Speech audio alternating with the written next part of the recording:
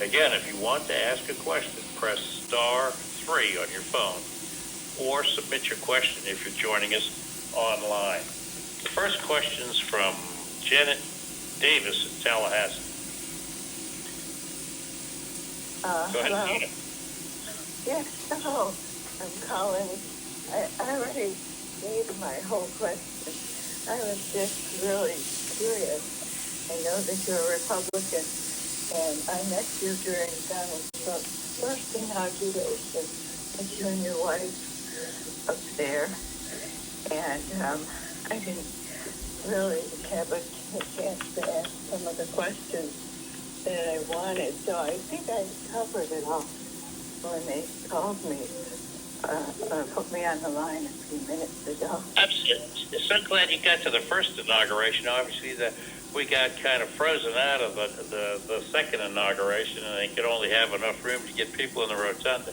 But if you were at the first one, you remember it was a big deal.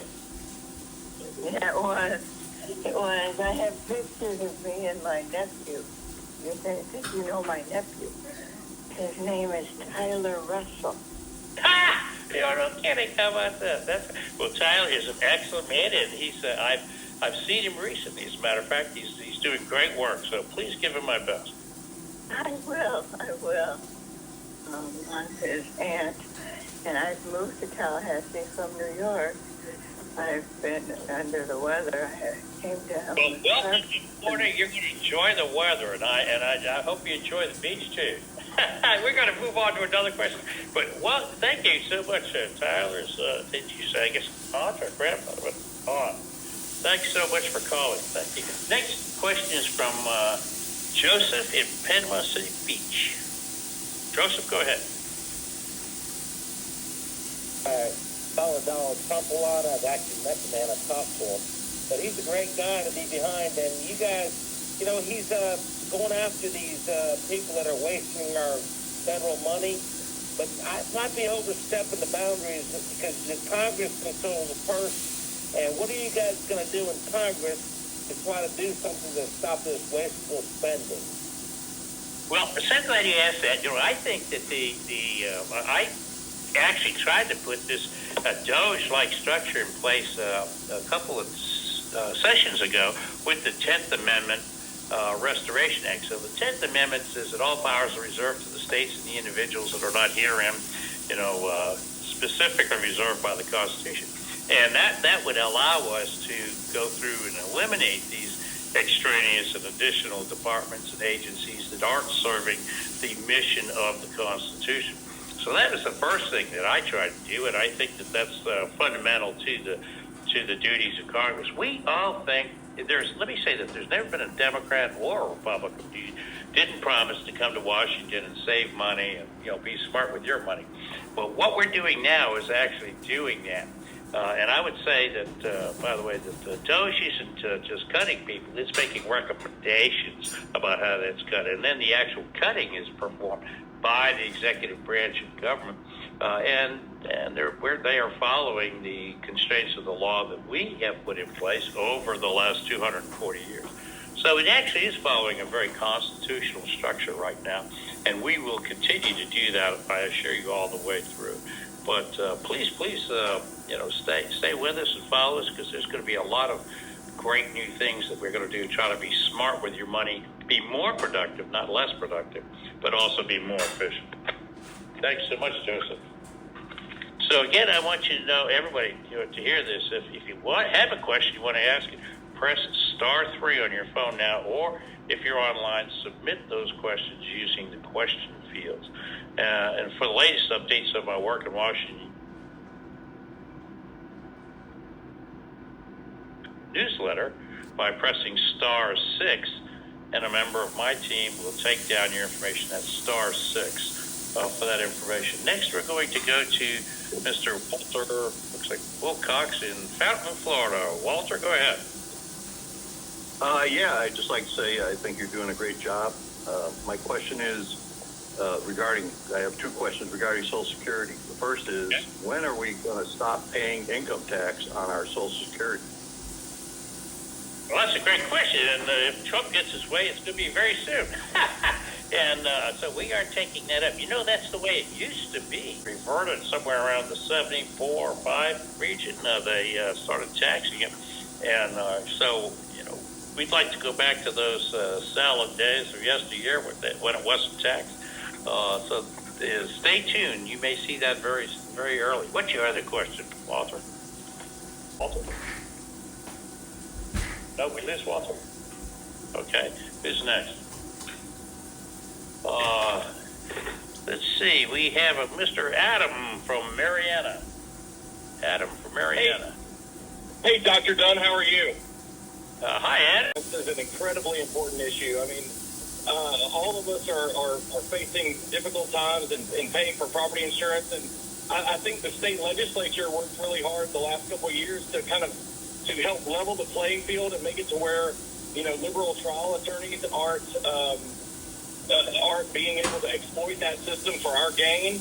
And they're trying to go back on that. I mean, I just want to get your perspective on what we can do to help make sure that property insurance in the state of Florida stays stable and make sure that the lawsuit abuse doesn't continue.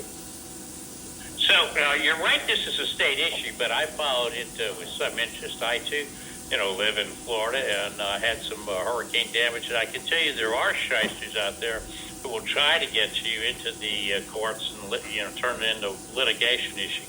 And, you know, as a doctor in Florida for many years, I saw a lot of abuses of the court system that made it really expensive to practice medicine in Florida. So I'm absolutely, you know, sympathetic with this problem. And, you know, I pay property insurance too. And for the first time, I keep working on that together. Interestingly, we will have, I believe, as of tomorrow, sometime another congressman from Florida is sitting in what is now an empty seat. His name is Jimmy Petronas, and he oversaw the insurance, property insurance system there in Florida as the chief financial officer. So maybe he could add a little chops to the program when he gets up here. What do you think? Oh, I guess I lost Adam. But so I'm on your side. Adam is a taxpayer myself, and an insurance payer, I should say. Next, we have Gail from Panama City Beach. Gail, go ahead with your question. Yes, I appreciate the opportunity to talk with you about this. I'm a lifelong Republican who relocated to my beach home as a permanent resident about 5 years ago. And yes, love living here. But I have some concerns, and I know someone else brought up the Doge effort, and perhaps I have a different question on it. I would like to see, as a lifelong Republican, I have a strong fiscally conservative nature, and if there's any waste or fraud, I'm the first one to make sure that we want to get rid of that.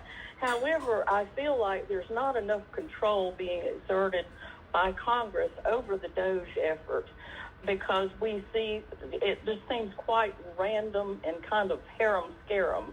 And some of the concerns that I have, for example, relate back to what I did for a career. I was an IT professional and managed very large software projects for a utility which you would recognize. The Social Security systems, for example, are written in a language called COBOL, and they are quite the systems. I have been very impressed with how well those systems function, and I know they have looked at this over the years to replace it, and they put about a 5-year timeline on that replacement, which in my estimation would be about right. But what I'm hearing is the Doge people seem to think they can do this in 4 months, and I'm very concerned that there's a level of carelessness going on here, as well as having the insight to all of our very privileged data. So could you speak to how Congress might provide more oversight over this? Yeah, so I won't pretend to know as much about cobalt as you do, obviously, but we have been talking about new IT systems for a long time in Social Security and, frankly, VA and every place else in the government. I think we can bring them up to date. As to how they're adopted and by who, I'm going to leave that to the pros. I will remind you that DOJ is not actually making these cuts. They're not the ones that are saying, do this, do that, and it happens. They are making recommendations to the White House, and the White House has been empowered by Congress to oversee these programs. In fact, my bill I mentioned earlier in this called 10th Amendment Restoration Act would effectively put DOJ into statute, and that's a bill I've been running now for about 7 years, hoping I might get it across the finish line this time. And I guess the other thing I would say is that we want to make darn sure that we actually are catching the waste in these audits. You mentioned the Cobalt system's been around for a long time with Social Security, and it works well. Well, it does work well, but apparently somebody hasn't checked it to see why we have 7 million people that are 120 plus years old on open active accounts in Social Security. And I don't know, I'm not saying it's a software fault. I bet it isn't. I bet it's a human fault. We still have to address some of these problems. You mentioned being fiscal conservative. Hell, yeah, I am too. I think we all should be. If you're spending your own money, you be careful with it. And we're spending your money for you. So far, DOJ has saved you in their recommendations, which have been accepted and enacted by the administration. This year alone, $140 billion. Nobody's ever saved that kind of money in the history of this government. We only spend that kind of money. We don't save it. So this is moving forward in ways that we never really have before. It also makes you a little nervous. It's kind of like getting up on a surfboard the first time. You're riding down a wave. You think, what have I done here? But in the end, you get the yellow cowabunga or something, which could be a great success. Let's celebrate. Thank you for that very erudite question, Gail. Well, you meet the greatest people on these calls. All right, next we have a question from Julia. Doesn't say where she's from. Will you protect Social Security Association in Bay County? I'll protect Social Security everywhere in the country. I'm not familiar with the Social Security. This is the offices of Bay County. Yeah, of course I will. Yes, I will. So we'll keep the local offices. I gather that's what that question is, and we'll be protecting Social Security. By the way, no living person has lost their benefits from Social Security so far, and we don't reduce. I will also say that we have asked about what about the occasion where there's two people, same name, one passes away, and they stop Social Security for the wrong person. It's a very brisk, rapid appeals process for that. So we, if anybody does get accidentally clipped there, we'll correct it, and we'll correct it quickly. And if you think you're one of those people, the Social Security offices and local offices are exactly where to go with that. So I hope you find that a little reassuring. The next question is Charles in Bristol. Charles, go ahead. Yes, Dr. Dunn, appreciate this effort. I was going to talk to you about the waste in the post office. Now, I normally send my electric bill, my phone bill, and my Waste Pro bill to Quincy, Tallahassee, and St. Louis.